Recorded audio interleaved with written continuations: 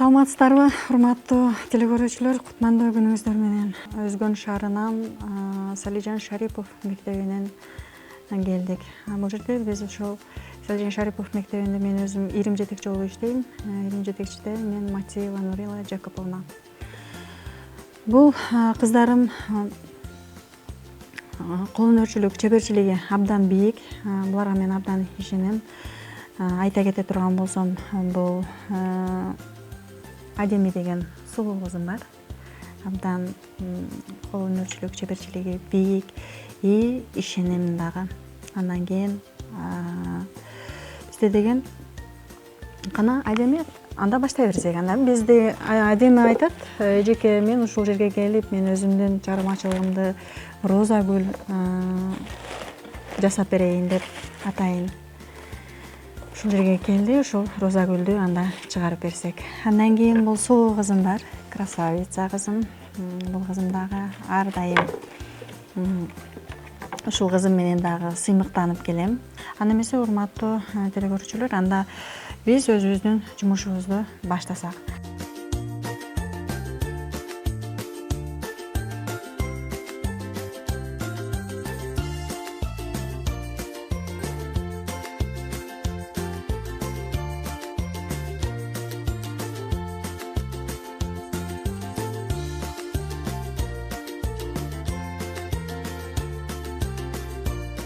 Роза гүлүбүздү карматабыз. Бул кызыбыз роза гүлдү дагы абдан сонун кылып кооздоп, бисерлеп, өзүнө ылайыктуу кылып, жылтырактарды сээп роза гүлүбүзгө. Роза гүлүбүз кооздолгон роза гүлдү дагы да болсо кооз кылып чыгарып берүүгө даярбыз. Бисерлериң ачкысın.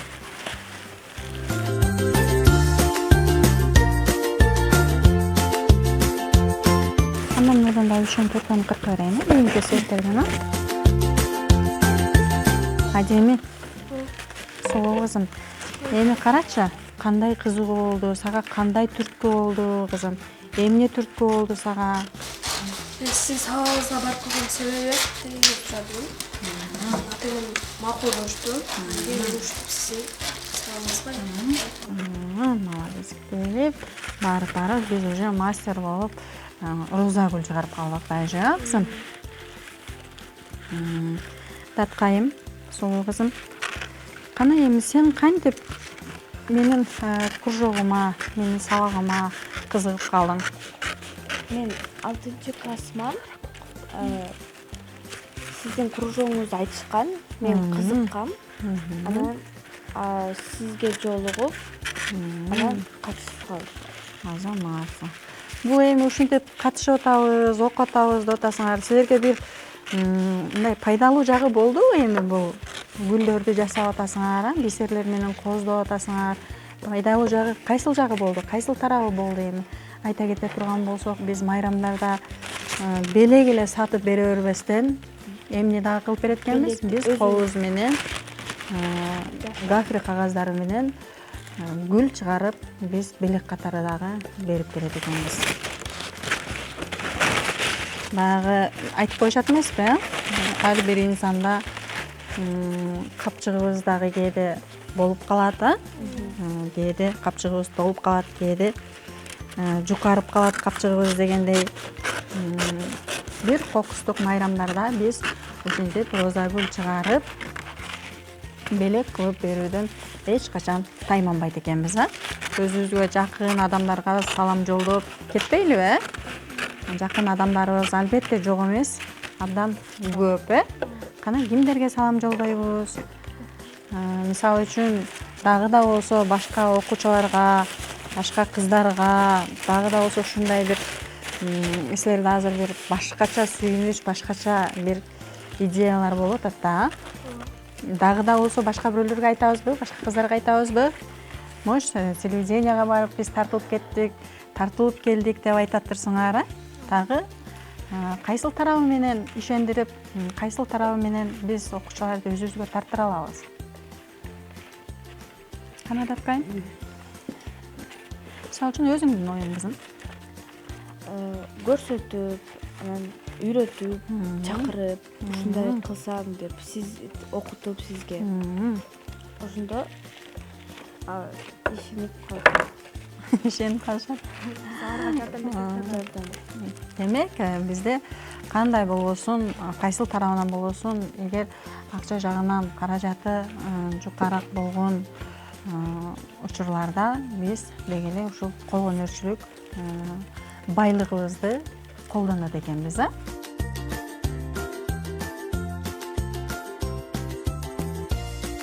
Ушинтип белек кылып үйдө кимдерге белек бердиңер эле? Мен билем, Кимдерге өтүмдүү болгон? Ким сүйүнгөн мисалы үчүн? мен биринчи татуировкасы окутуучумун. Ошондо мен абжемдин эжемдин тууган күнү болуп калды. Сентябрь айы. Биз болсо ушундай жасап атканбызда, чоң энем келип калды. Ушинтип жасайсыңарбы, мен силерге кафе бумаганы алып берейин деди. Макул эне деди. Ошентип бир аябай коробкасын чоң кылып да, анан толтура албай көп затты бумагалар жетип, анан кийин эжем подарка алып. Азаматтар. Сенде кандай күндөр өттү? Деп кайымсыз кызым? Роза ушундай эле роза кылып, ата-энелерге букет кылып берип Бергенсиң, Анда эмес, урматтуу окуучулар, биз бул жерде жөн эле отурбастан, биз өзүбүздүн чыгармачылыгыбызды ырдай алабызбы, эмне кыла алабыз? Демек, биз ырыбыз менен, колубуздун чеберчилиги менен башка окуучуларга дагы үлгүлүү боло алат экенбиз.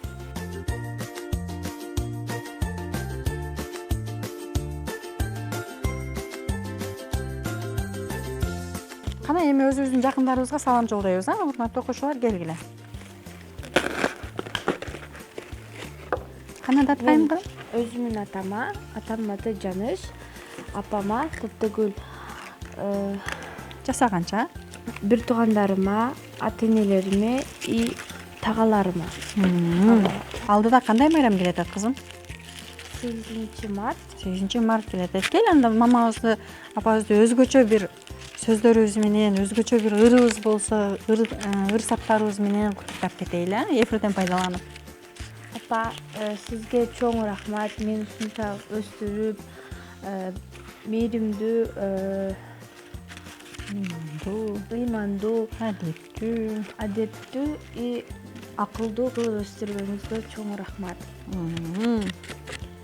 Дагы адеми кызым? Кана? Биз кимге салам жолдойбуз? Агаларыма, тагаларыма, үй бүлөмө. Мен биринчиден атамдын аты Адыл, апамдын аты Зияда. Аларга чоң ысык салам жолдойм. Жана менин 2 сиңдим жана 1 иниме. Салам жолдойбуз, Салам жолдойм. Жана менин 2 тайнем жана чоң энеме салам жолдойм. Ой, Азамат.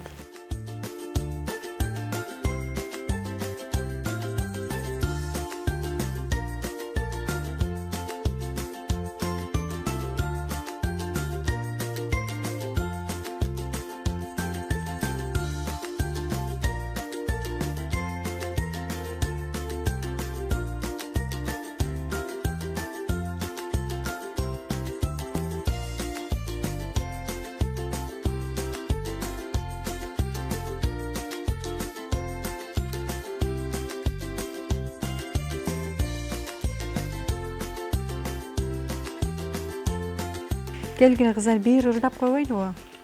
Деп кайым сулуу кызым? Ыр билбейм. Кана, мен дүйнөнү апам менен тааныгам. Мен Апамды көңүлөн тааныгам. Гүрү болчу Гүлдөрү баскан сайын жырайып ачылган.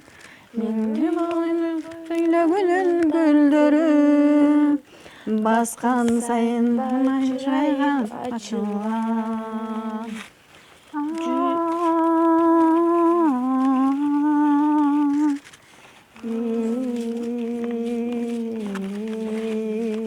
Дагы эмне? Мен дүйнөнү апам менен тааныгам. Мен Апамдын жолун тааныгам. Молодец. Тартынбай ырдай берсеңиз өзүңөргө жакшы. Дагы кандайыр билебиз?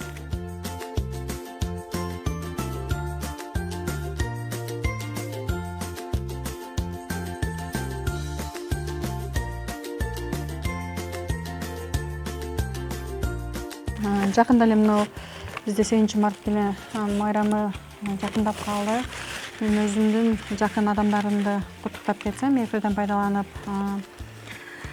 урматтуу жаным апам, сулуу апам, менин эң жаш апам, акылдуу апам, дүйнөдөгү эң мээримдүү апам Сулайманова Байша.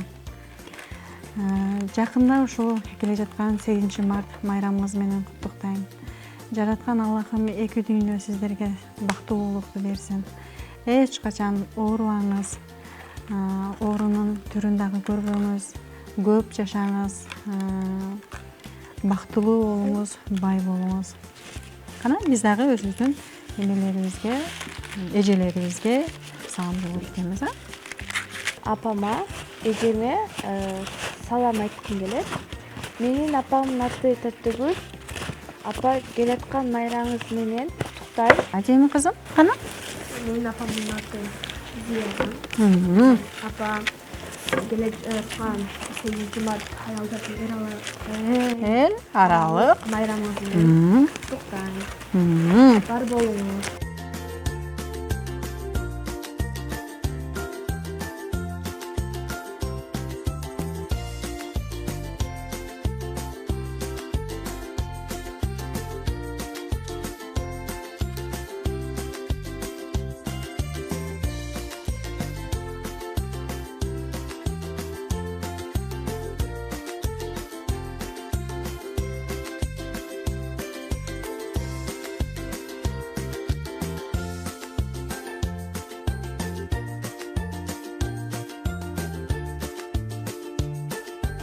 Урматтуу телекөрүүчүлөр, биздин ушинтип гүл жасаган убактыларыбыз дагы бүтүп калды окшойт. Ошого байланыштуу биз бул жерде роза гүлдү гофре кагазынан жаратып чыктык. Роза гүлүнүн үстүнө дагы бир канча жылтырактарды бердик, бисерлерди бердик. Айтор биз өзүбүзгө жарашыктуу кылып кооздоп алдык десем жаңылышпаймын.